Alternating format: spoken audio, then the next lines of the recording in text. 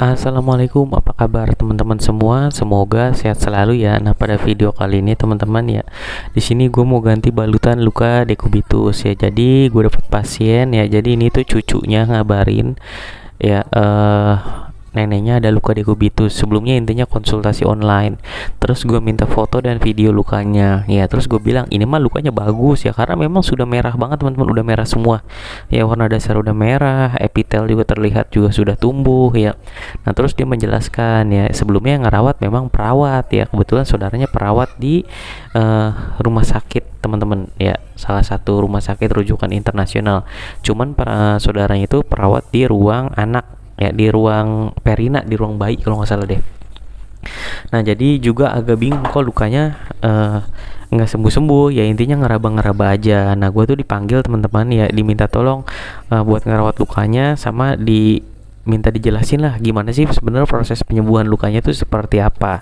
Ya memang ini tuh yang hubungin gue salah satu orang berpendidikan banget menurut gue teman-teman ya. Terus memang biasanya kalau di di video-video gue tuh nggak banyak ngejelasin tentang proses penyembuhan lukanya. Yang banyak gue bahas biasanya cara ngerawat lukanya tuh seperti apa. Nah, memang sebenarnya salah satu hal yang penting adalah tentang proses penyembuhan luka. Nah, masalahnya setiap luka yang gue bahas itu berbeda-beda ya. Ketika gue jelaskan cara proses penyembuhan, itu kan sebenarnya ada masa-masa ganti balutan ya teman-teman ya. Nah, kondisi begini tuh bagus atau enggak, kondisi begitu bagus atau enggak. Nah, di sini gue agak repot menjelaskannya kalau di video-video gue. Makanya kebanyakan di video gue tuh ngejelasinnya lebih ke cara merawatnya seperti apa gitu. Nah, tapi biasanya kalau gue dipanggil langsung untuk datang ke rumah, nah biasanya gue jelaskan dari A sampai Z ya. Nanti habis gini tuh harusnya kayak gimana sih lukanya, kondisinya apa yang akan terjadi ya, itu biasanya memang gue jelaskan teman-teman ketika gue dipanggil langsung. Jadi nenek ini lukanya tuh ada di banyak tempat teman-teman, di pinggang kiri, pinggang kanan ya, sama di tulang punggung ini ya. Kok nggak di punggung, nggak biasanya di pantat ya, kan tulang punggungnya karena udah nenek-nenek ya teman-teman, udah lansia, jadi memang postur tubuhnya agak ngebongkok. Nah, area tersebut lah yang sering tertekan dan menimbulkan dekubitus. Kalau dilihat lukanya ini tuh udah bagus banget teman-teman ya, udah masa penyembuhan teman-teman ya, pas apa ya, masa proliferasi teman-teman ya, epitelnya juga udah pada mulai jalan teman-teman. Intinya lukanya bagus. Di sini gua ngambil gambar lukanya cuman area belakang ini karena gue sulit ya, karena yang di pinggang kiri dan pinggang kanan itu agak sulit gue teman-teman ya. Nah, biasa sebenarnya dalam melakukan perawatan luka ya, di sini tuh ya gue cuci lukanya menggunakan sabun khusus cuci luka.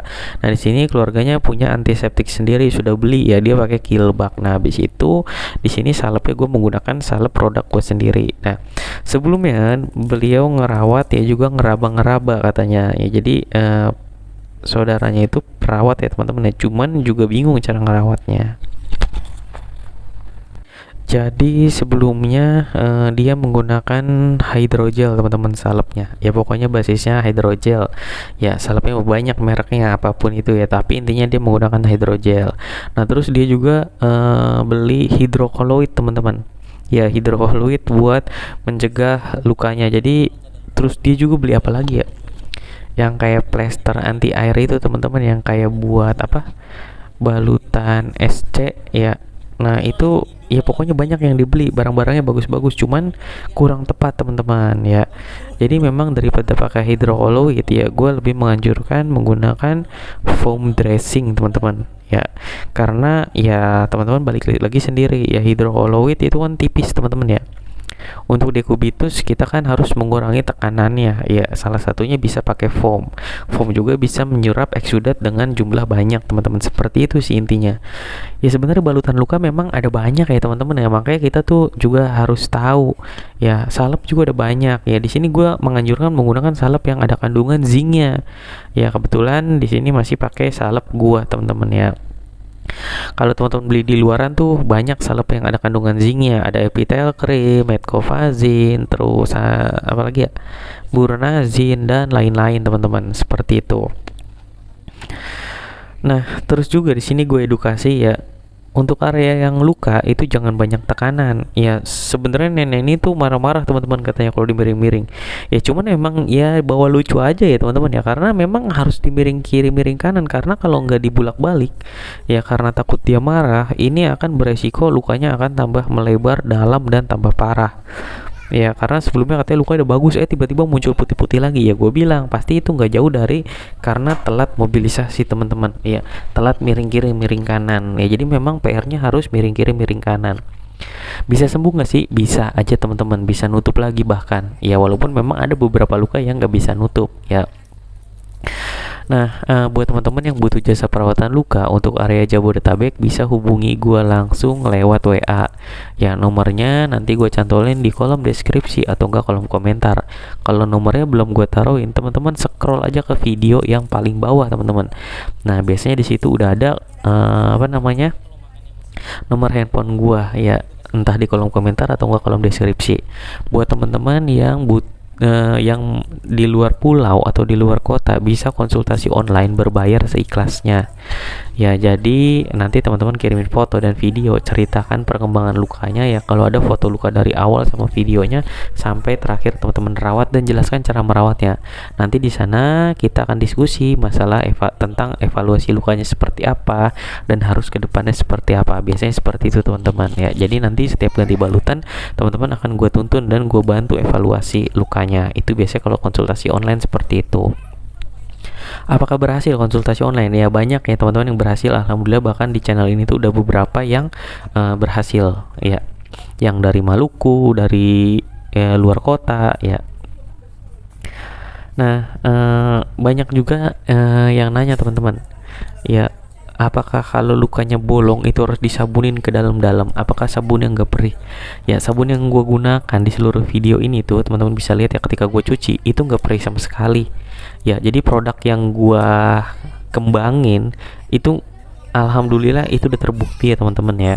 Udah terbukti dari sabun, antiseptik, terus apalagi namanya, salep ya teman-teman ya. Itu gue juga jual di online shop teman-teman, di toko online gue jual.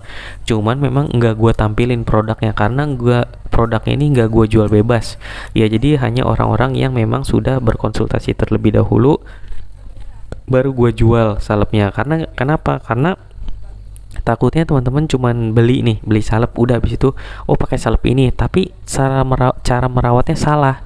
Nah ini akan menyebabkan lukanya tidak kunjung sembuh dan alhasil malah menyalahkan produk yang digunakan. Kebanyakan orang seperti itu, asal teman-teman tahu ya. Jadi ada juga beberapa orang yang merawat luka dengan seadanya dan berhasil. Ada yang nutup lukanya pakai daun pisang, ada yang nyucinya menggunakan air rebusan daun sirih, itu juga ada yang berhasil. Bahkan di video ini pun ada teman-teman ya, di salah satu video gue ketika keluarganya nyucinya tuh pakai rebusan daun sirih teman-teman, seperti itu ya. Itu juga ada ya, memang secara jurnal penelitian itu sudah terbukti ya teman-teman ya. Jadi sebenarnya teman-teman tuh bisa baca-baca jurnal ilmiah kayak penelitian ya, karena sekarang udah zamannya teknologi, searching juga gampang teman-teman gitu.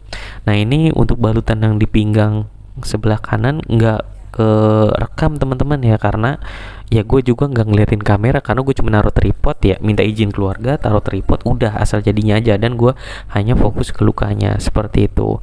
Nah terus pertanyaannya biasanya kapan sih ganti balutannya? Ganti balutan lukanya kalau kita cuci pakai sabun dan lain-lain itu ganti balutannya bisa 2-3 hari sekali ya, bahkan bisa sampai 2-4 hari sekali. Tapi kalau balutannya rembes banyak, karena kan luka dekubitus ini tiap orang tuh beda-beda, ada yang mudah rembes dan lain-lain. Kalau rembes ya 2 hari juga ganti teman-teman ya, bahkan sehari kalau rembesnya banjir tuh langsung diganti aja.